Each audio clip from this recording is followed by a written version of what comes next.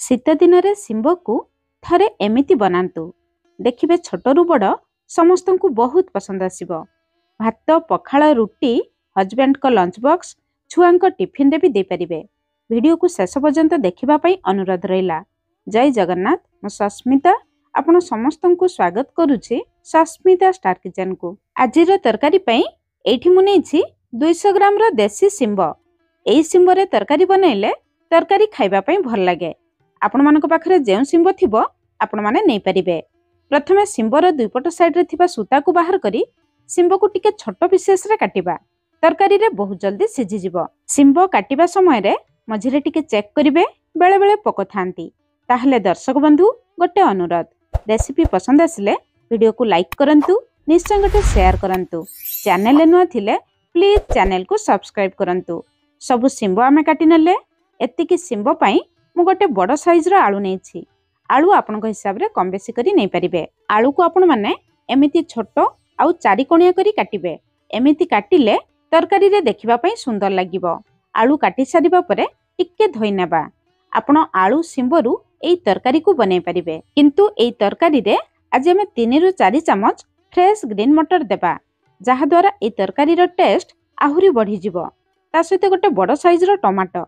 एतिकी जिंस आजिर तरकारी पई दरकार। एबे चलंतु गोटे स्पेशल मसला बनेबा। ता पई मु नीछि आधा इंच रो अदा, गोटे कंचा लंका, 4टी बड़ साइज रो रसुण। आपण छोट रसुण नउथुले 6-7टी रसुण नेबे। रसुण टिके अधिक नेबे। आधा छोट चामच कंचा जीरा, अल्प लुण देई अदा रसुण को छेचिबा। लुण देई अदा रसुण को छेचिले अदा रसुण भल भाबरे छेचि जाइथाय, हेमदस्तार बाहर को आसे नाही। अदा रसुण कंचा लंका को फ्रेश छेचिकी देले तरकारी रे बहुत बढ़िया बासना, बहुत बढ़िया टेस्ट आसे। एबे चलंतु तरकारी बनेबा स्टार्ट करिबा। कढ़ई को भल भाबरे गरम करी 2 बड़ चामच सरिष तेल देबा। सरिष तेल रे बनेबे तरकारी खाइबा पई भल लागिबो।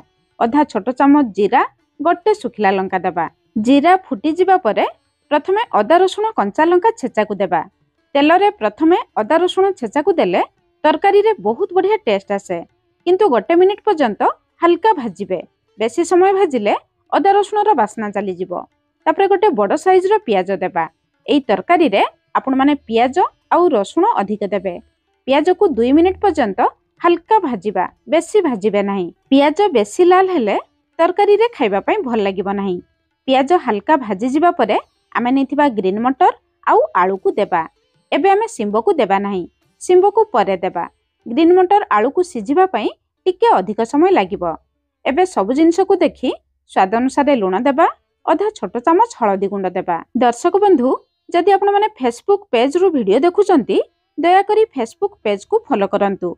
फॉलो करिबा बिल्कुल फ्री। एबे आमे गैस रो फ्लेम पूरा लो रखी 2 मिनिट कवर करिबा। 2 मिनिट परे एठी देखंतु आलू आउ ग्रीन मटर रो कलर टिके चेंज हेछि। ता माने आलू ग्रीन मटर हल्का सिझी आसीछि। एबे आमे नेथिबा शिंब को देबा। शिंब को भाजिबा पई सेमिति टिके अधिक समय लागिबो। एबे गैस रो फ्लेम पूरा लो रखी 2 मिनिट पर्यंत कवर करिबा, जहा द्वारा शिंब आलू आउ टिके सिझी जिवो। 2 मिनिट परे कवर काढी टिके आमे गळेबा, नहले कढ़ई तळे लागि जिवो। एबे देखंतु आलू पाखा पाखी 50 रु 60% सिझी आसलाणी। शिंब भी भल भाबरे सिझी नाही। एबे लो फ्लेम रे 2 मिनिट लेखाय 2 थर कवर करिबा। ता माने लो फ्लेम रे आमे 4 मिनिट कवर करिथिले। शिंब देला परे आमे 2 मिनिट लेखाय 3 थर कवर करथिले। ता माने 6 मिनिट।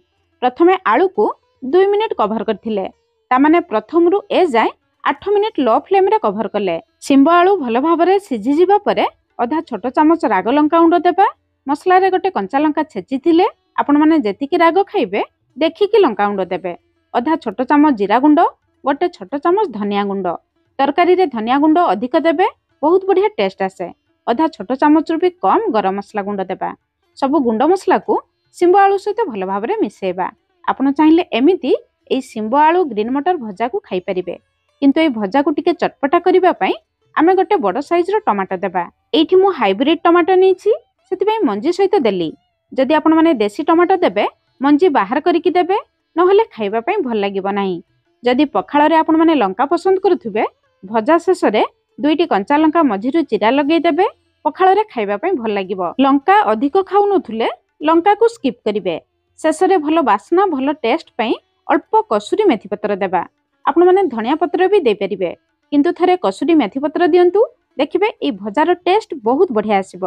ଏବେ ଗ୍ୟାସର ଫ୍ଲେମ୍ ଲୋ ରଖି ଆଉ 2 ମିନିଟ୍ କଭର କରିବା, ଯାହାଦ୍ୱାରା ଶେଷରେ ଦେଇଥିବା ସବୁ ଜିନିଷର ବାସ୍ନା ଏଇ ଭଜା ଭିତରକୁ ଆସିଯିବ। 2 ମିନିଟ୍ ପରେ ଏଇଠି ଆମ ଭଜାର ଫାଇନାଲ ଲୁକ୍ ଦେଖନ୍ତୁ, ଭଜା କେତେ ସୁନ୍ଦର ଦେଖାଯାଉଛି। ଟମାଟୋ ଦେଖନ୍ତୁ, ଶେଷରେ ଦେଇଥିଲେ ଭଲ ଭାବରେ ସିଝି ଯାଇଛି, କିନ୍ତୁ ଘାଣ୍ଟି ନାହିଁ। ଟମାଟୋ ଘାଣ୍ଟି ଗଲେ ଖାଇବା ପାଇଁ ଭଲ ଲାଗିବ ନାହିଁ। ଶିମ୍ବ ବି ଦେଖନ୍ତୁ ଭଲ ଭାବରେ ସିଝି ଯାଇଛି। ଭଜାରେ ସବୁ ଜିନିଷ ଭଲ ଭାବରେ ସିଝି ଯାଇଥିବ, କିନ୍ତୁ ଘାଣ୍ଟି ନଥିବ, ଏମିତି ଗୋଟା ଗୋଟା ଥିବ, ତାହେଲେ ଭଜା ଖାଇବା ପାଇଁ ଭଲ ଲାଗିବ। ଏବେ ଆମ ରେଡି ହେଇଗଲା ଚଟପଟା ଶିମ୍ବ ଆଳୁ ମଟର ଭଜା। ଆପଣମାନେ ନିଶ୍ଚୟ ଥରେ ବନାନ୍ତୁ। କେମିତି ଲାଗିଲା ନିହାତି କମେଣ୍ଟସ୍ କରି ଜଣାଇବେ। ଆଜି ପାଇଁ ରହିଲି, ପୁଣି ଦେଖା ହେବା ନୂଆ ରେସିପିରେ। ଧନ୍ୟବାଦ।